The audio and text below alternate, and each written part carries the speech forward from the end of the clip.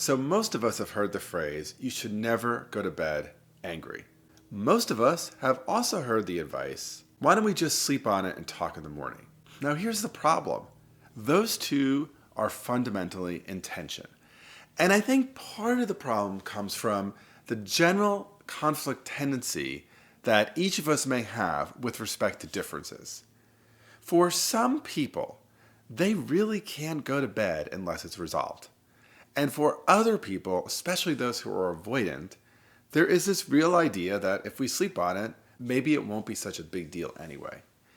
So today, I'm going to unpack this dilemma and offer some advice first for how do you decide whether it is in fact better to wait and talk another day, and second, if you've made that decision, how you can talk to somebody who really wants to resolve it tonight in a way that allays their anxieties and concerns and knows that you're not running away permanently, you just want to breathe a little bit.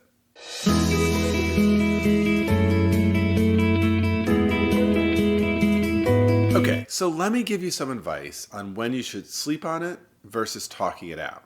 Now, I want to start by telling you my own tendency here, which is not a great one. My tendency is we need to work this out before anybody sleeps.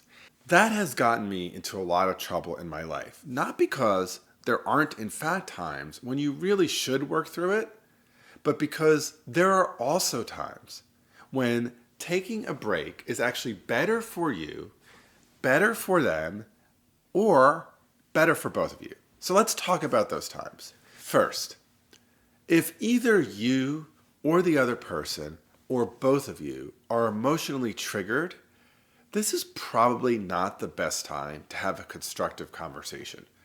So let me be clear about that. I want to make a distinction between whether you're feeling emotions and whether you are feeling emotional. Because in fact, part of what needs to get discussed are the emotions. But if you are so triggered that you actually can't talk about those emotions in a productive way, then this is not the time to have the conversation.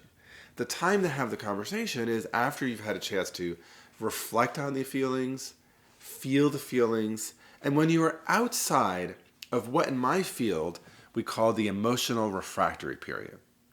So the emotional refractory period is a period of time that can last between 5 and 20 minutes when the other person has said something that has triggered you in a way that has released a number of chemicals in your brain, adrenaline and cortisol, such that the cognitive or rational part of your brain, which is in the frontal lobe, has been overwhelmed by the emotional center of the brain, which is in the amygdala. So if you are in that emotional refractory period, it is time to take a break. So one of the things to consider in this moment of emotional refractory period is that what is going on here is not about your ability to have self-control.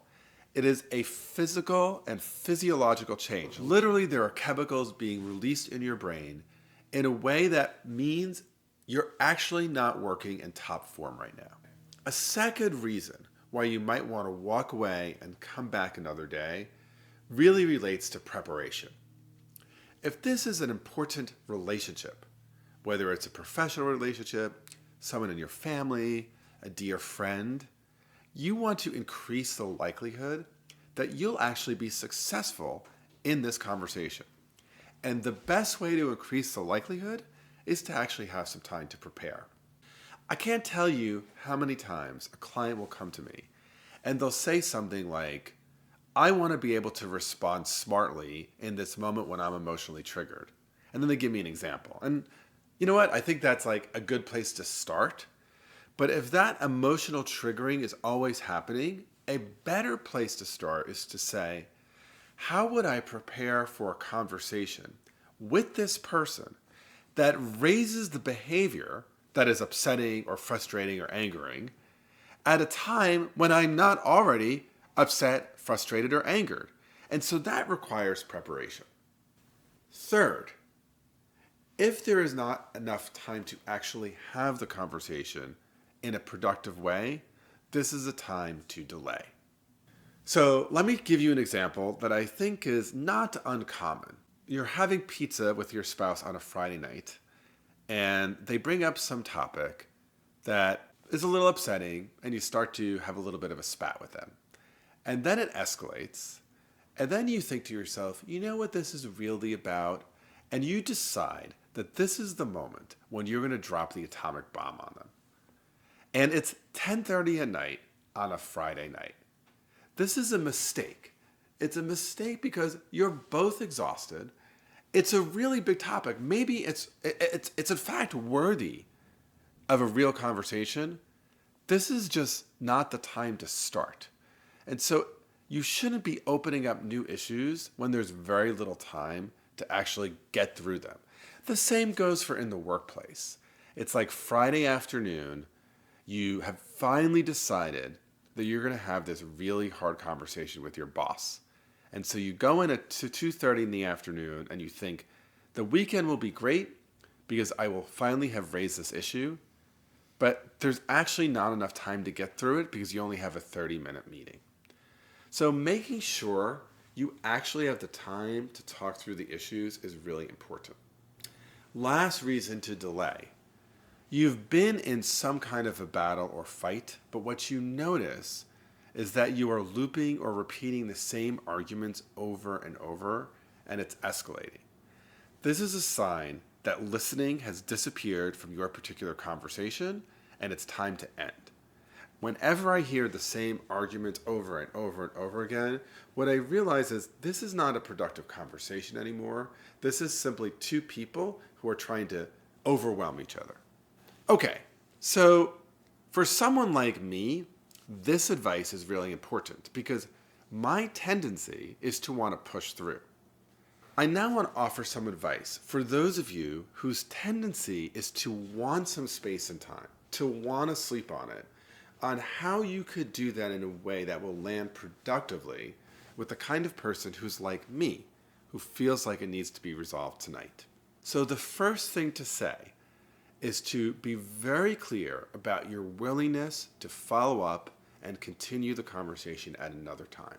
So I could speak, I think, with some authority on this topic, that for many people who follow the aphorism, don't go to bed feeling bad, or don't go to bed with a fight, part of what their fear is that if I let this go now, we will never come back to it. And if you are an avoidant person, frankly, that might be one of your hopes. That might be one of the patterns in the relationship that isn't going well. So if you just need time, assuring the person on the other side, right, the person who's like me, that we will come back can be incredibly helpful. Secondly, if you do take time, both parties need to avoid the tendency to spend that interim time doubling down on the worst story about the other side. I have seen this happen in ways that are extremely destructive.